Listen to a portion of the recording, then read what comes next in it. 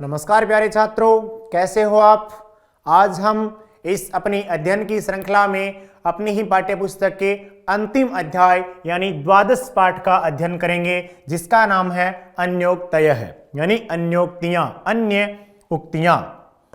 अन्य प्लस उक्तियां, गुण संधि से यहां अन्योक्तियां शब्द बनता है गुण संधि। और हम इस पाठ के परिचय के माध्यम से इस परिचय को पढ़कर जानते हैं क्या है इस पाठ में विशेष। पाठ परिचय। पाठ परिचय। अन्योक्ति अर्थात किसी की प्रशंसा अथवा निंदा अप्रत्यक्ष रूप से अथवा किसी बहाने से करना। अन्योक्ति का अर्थ क्या है? किसी की प्रशंसा करना या फिर किसी की क्या करना? निंदा करना, वो भी किस रूप से? अप्रत्यक्ष रूप से, यानी किसी बहाने से करना। जब किसी प्रतीक या माध्यम से किसी के गुण की प्रशंसा या दोष की निंदा की जाती है, तब वह पाठकों के लिए अधिक ग्राह्य हो जाती है। यानी जब इस प्रकार से जब किसी की प्रशंसा या दोष की निंदा की जाती है, तब जो पाठक होते हैं उनके लिए बहुत ही ग्रहणीय हो जाती है, वो ग्राह्य हो जाती है। प्रस्तुत पाठ में ऐसी ही 7 अन्योक्तियों का संकलन है। ऐसी ही 7 अन्योक्तियों का संकलन है, जिनमें राजहंस, कोकिल, मेघ, मालाकार, सरोवर तथा चातक के माध्यम से मानव को सद्वृत्तियों यानी अच्छी वृत्तियों एवं सत्कर्मों के प्रति प्रवृत्त होने का संदेश दिया गया है। तो हम जानते हैं इन 7 अन्योक्तियों की। सबसे पहली अन्योक्ति को, एकेन राजहंसेन या शोभा सरसो भवेत नैसा बक सहस्त्रेण परितस्तिर्वासिना।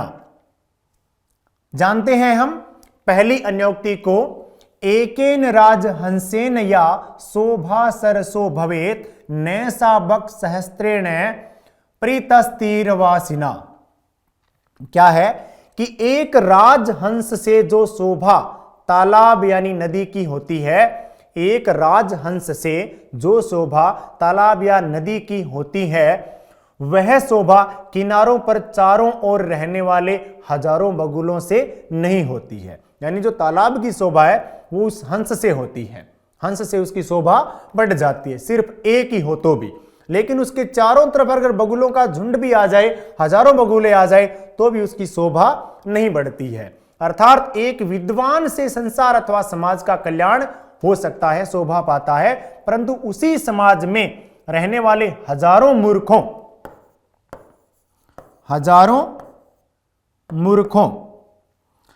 मूर्खों से उसकी शोभा नहीं होती है।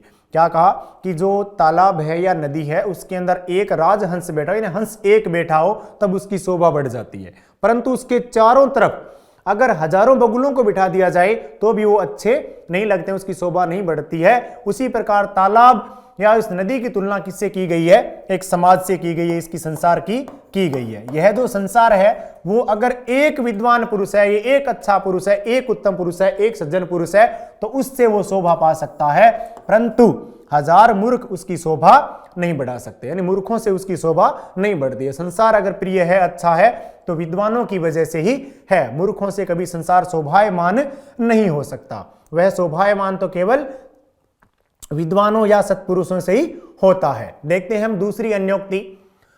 भुक्ता मृणाल पटली भवता निपीता न्युम्बिनी यत्रा नलिनानि निसेवितानि रे राजहंस वद तस्य सरोवरस्य कृत्येन केन भवितासि कृतोपकार है।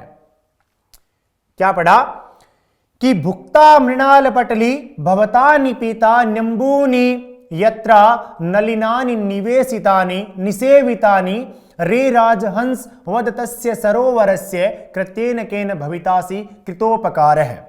कि जहां आपने कमल नाल के समूह को खाया है, यानी जहां पर आपने कमल नाल के समूह को खाया है, जल को अच्छी तरह से पिया है, यानी पानी को अच्छे तरीके से पिया है, और कमल के फलों का सेवन किया है, जो कमल के फल हैं उनका आपने सेवन किया है। रे राजहंस, हे राजहंस, बोलो उस तालाब या उस सरोवर का किस काम से किया गया उपकार चुकाओगे। यानी जो तुम उपकार है उसका, जहां से तूने पानी पिया है, हंस से कहा जा रहा है, राजहंस से, कि तूने वहां से उस सरोवर से कमल के फल भी खाए हैं और वहां से तूने पानी भी पिया है, तो उसका जो उपकार है तालाब का जो तुम पर, उसको तुम किस प्रकार चुकाओगे। अर्थात जिस देश, जाति, धर्म और संस्कृति से हे मानव तुम्हारा यह जीवन बना या निर्मित हुआ, उसका बदला किस कार्य से चुका सकोगे। अतः इन सभी के ऋणी रहो और इनका क्या करो, सम्मान करो। जैसे उस राजहंस से कहा गया कि भी राजहंस, तुम इस तालाब का, जिसमें तुम ये खाते हो, रहते हो, पानी पीते हो, इसका ऋण कैसे चुकाओगे, क्योंकि इस स्थान का ऋण चुकाया ही नहीं जा सकता जहां से हमारा जीवन चलता है। इसी प्रकार ये जो संसार है, इस संसार में हमें मानव रूप मिला है, इस मानव का रूप मिला है, और इस मानव के रूप में जिस देश में, जिस जाति, धर्म और जिस संस्कृति से हमारा क्या हुआ है, निर्माण हुआ है, ये जो पूरा जीवन हमें निर्मित मिला है, इसमें उसका बदला हम किस प्रकार से चुका सकते हैं। अर्थात हम इनके हमेशा ऋणी ही रहेंगे, इनका कर्ज या ऋण हम चुका नहीं सकते। इनका हम हमेशा क्या करें, सम्मान करें। क्या करें हम इनका, जहां से हमारा जीवन चलता है उस स्थान का हमें हमेशा क्या करना चाहिए, सम्मान करना चाहिए। तो जानते हैं हम इसी अध्याय की तीसरी अन्योक्ति को। तो यही रल्पैरपि करुणया भीमनागौ निधागे मालाकार व्यरचि भवता या तरो रस्य पुष्टि सा किम शक्या जनयितु मीह प्रावृष्येणेन वाराम धरासारानपि विकीरिता विश्वतो वारिदेन। कि हे माली, सूर्य के तेज चमकने या तपने पर गर्मी के समय में थोड़े जल से भी आपने दया के इस पेड़ की जो पुष्टि यानी बढ़ोतरी की है। यानी सूर्य के प्रकाश से और थोड़ा सा जल उसमें होता है, किसमें, पेड़ में हम डालते हैं, तो सूर्य के प्रकाश से वो पेड़ क्या करता है, और पुष्टि करता है और बढ़ोतरी करता है। यानी इसने आपने जो दया की है और उस दया से इसकी क्या हुई है, बढ़ोतरी हुई है। जलों को वर्षा काल के चारों ओर से धाराओं के प्रवाहों को भी बिखरते हुए, बरसाते हुए बादल से इस संसार में वह पेड़ की पुष्टि क्या की जा सकती है। यानी जलों से वर्षा काल के चारों ओर धाराओं व प्रवाहों को बिखरते हुए यानी बरसाते हुए बादल से इस संसार में यानी पेड़ की पुष्टि की क्या की जा सकती है, पेड़ की क्या पुष्टि की जा सकती है। अर्थात क्या अर्थ है इसका, क्या मतलब है, अर्थात उत्तम और संपुट जीवन जीने के लिए यानी उत्तम और अच्छा जीवन जीने के लिए सुख अर्थात सुख युक्त वस्तुओं की अधिकता भी मानव जीवन को पूर्णतया सक्षम नहीं बना सकती। यानी हमें पूर्णतया अगर सुख मिल जाए, सब कुछ हमें वस्तुओं के सुख मिल जाए, तो भी हमारा जीवन पूर्णतया सक्षम नहीं हो सकता। उसके लिए सुख अथवा दुख भरे क्षणों की भी आवश्यकता होती है। तो हमारा जीवन है तो जीवन सुख दुख का संगम है, कभी सुख तो कभी दुख। तो सुख दुख अथवा भरे क्षणों की भी आवश्यकता होती है, क्योंकि सुख और दुख दोनों मानव जीवन के ही कंधे हैं और दोनों ही आवश्यक हैं। कि कभी चाहे जीवन में सुख आए या दुख आए, हमें स्थिति क्या रखनी होती है, सम्मान रखनी होती है। तो हमें इस स्थिति में कोई अधिक फूले समाने की या अधिक घबराने की आवश्यकता नहीं होती है, क्योंकि जीवन है, इस जीवन में कभी सुख मिलेगा तो कभी हमें दुख भी मिलेगा। दोनों ही जो मानव जीवन के हैं कंधे हैं और दोनों ही मानव जीवन के अंग हैं। तो देखते हैं हम अगली अन्योक्ति को। आपे दिरे अंबर पथम परितः पतंगा भृंगा रसाल मुकुलतानी। आपे दीरे अंबर पथम परितः पतंगा भृंगा रसाल मुकुलानि समाश्रयन्ते संकोच मंचति सरस्वती दीन दीनो मीनो तुहंत कतमाम गतिमभ्युपेतु। कि पक्षियों ने चारों ओर से आकाश मार्ग को प्राप्त कर लिए हैं। पक्षी हैं, उन्होंने चारों ओर से आकाश के जो मार्ग है उनको प्राप्त कर लिए हैं और भौरे आम की मंजरियों को आश्रय बना लिए हैं। भौरे हैं वो आम की मंजरियों पर रहते हैं, आम के जो लगी होती है कोम्पल उस पे रहते हैं। और सरोवर तुम्हारे संकुचित होने यानी सूखने पर अरे निराश्रित मछली निश्चय से किस गति को प्राप्त करेगी। अर्थात अपने एकमात्र सहारे रूप मित्र के बुरे दिन आने पर भी मछली उसका साथ पक्षियों और भौरों की तरह नहीं छोड़ती है, वह उसी के साथ अपने प्राण भी दे देती है। अतः यही वास्तव में मित्र मानी जाती है। कि देखें पक्षी हैं वो आकाश मार्ग को प्राप्त कर लेते हैं, और भंवरे हैं वो आम की मंजरियों पर रहते हैं, उन्होंने अपने आश्रय वहीं पर बना लिए हैं। सरोवर तुम्हारे संकुचित होने पर, यानी सरोवर अगर सूख जाता है, पर अरे निराश्रित यानी अनाथ मछली, जब सरोवर सूख जाता है तो मछली क्या हो जाती है? अनाथ, क्योंकि उसका तो जल के बिना जीवन ही नहीं है। तो पानी और मछली की आपस में क्या है? मित्रता बताई है। मछली निश्चय से किस गति को प्राप्त करेगी? तो मछली का क्या होगा? अर्थात अपने एकमात्र सहारे रूप मित्र के बुरे दिन आने पर मछली उसका साथ पक्षियों और भौरों की तरह नहीं छोड़ती है। यानी पक्षी कहीं चले जाते हैं, भौरे अगर वहां पे आम की मंजरी नहीं है तो कहीं और चले जाते हैं, उड़ सकते हैं, परंतु अगर सरोवर और तालाब की सरोवर और मछली की मित्रता है और सरोवर सूख जाता है, सरोवर में पानी सूख जाता है, तो मछली तड़प तड़प कर वहीं अपने प्राण दे देती है, वो किसी अन्य सरोवर में नहीं पहुंचती है। यानी उसका सरोवर का साथ वो नहीं छोड़ती है भंवरों की तरह और पक्षियों की तरह, वह उसी के साथ अपने प्राण भी दे देती है, और उसके साथ जैसे वो सरोवर सूखता है उसके साथ अपने भी प्राण दे देती है। अतः यही वास्तव में मित्र मानी जाती है। यानी मित्र है वो किसको माना है? मछली को सर्वश्रेष्ठ मित्र माना है, क्योंकि ये अपनी मित्रता तोड़ती छोड़ती नहीं है। जैसे ही उसके प्राण मित्र के निकलते हैं वैसे ही वो भी अपने प्राणों को त्याग देती है। देखते हैं हम अगली अन्योक्ति को। एक एव खगो मानी वने वस्ती चातकै पिपासितो वा म्रियते याचते वा पुरंदरम। क्या कहा? एक ही स्वाभिमानी पक्षी यानी चातक या चकोर वन में रहता है। एक ही स्वाभिमानी, वन में जो पक्षी रहते हैं उनमें सिर्फ एक ही स्वाभिमानी पक्षी है, और वो कौन है? चातक या चकोर, जो कहां रहता है? वन में रहता है, जो या तो प्यासा ही मर जाता है या फिर इंद्र से अपने लिए वर्षा जल की याचना करता है। वो कहीं जाकर पानी नहीं पीता, या तो प्यासा मर जाएगा या फिर क्या करेगा? वो वर्षा के लिए इंद्र से प्रार्थना करेगा, इंद्र से याचना करता है कि बरसात की जाए, और उस बरसात से पानी पीता है, वो कहीं और से पानी नहीं पीता। अर्थात चकोर पक्षी की तरह संसार में स्वाभिमानी व्यक्ति भी अपने सम्मान व निर्धारित मर्यादा के साथ जीते हैं। कुछ लोग होते हैं जो अपने स्वाभिमान को नहीं ठेस पहुंचने देते, और जो अपना आत्मसम्मान होता है उसको भी ठेस नहीं पहुंचाने देते, और उस चकोर पक्षी की तरह ही अपना जीवन जीते हैं। जैसे चकोर पानी कहीं और से नहीं पीता, या तो प्यासा मर सकता है या फिर इंद्र से याचना ही करता है, जब बरसात होती है तभी वो पानी पीता है। नियमों से विरुद्ध अथवा अमर्यादित जीवन जीने की अपेक्षा वे मरना अधिक पसंद करते हैं। इसी प्रकार जो स्वाभिमानी लोग होते हैं, जो अच्छे लोग होते हैं चकोर पक्षी की तरह, वो अमर्यादित व्यवहार नहीं करेंगे, अमर्यादित जीवन नहीं जिएंगे, उसकी अपेक्षा वो क्या करते हैं? मरना अधिक पसंद करते हैं कि हम मर सकते हैं लेकिन हमारी स्वाभिमान आत्मसम्मान को ठेस नहीं पहुंचनी चाहिए। तो ऐसे होता है चातक या चकोर पक्षी। और अगली अन्योक्ति, आश्वास्य पर्वत कुलम तपनोष्ण व तप्त मुद्दा मदा विधुराणी च काननानि मना नाना नदी नद शतानि च पूरयित्वा रिक्तो असि यज्जलद सेवतवोतमा स्त्री।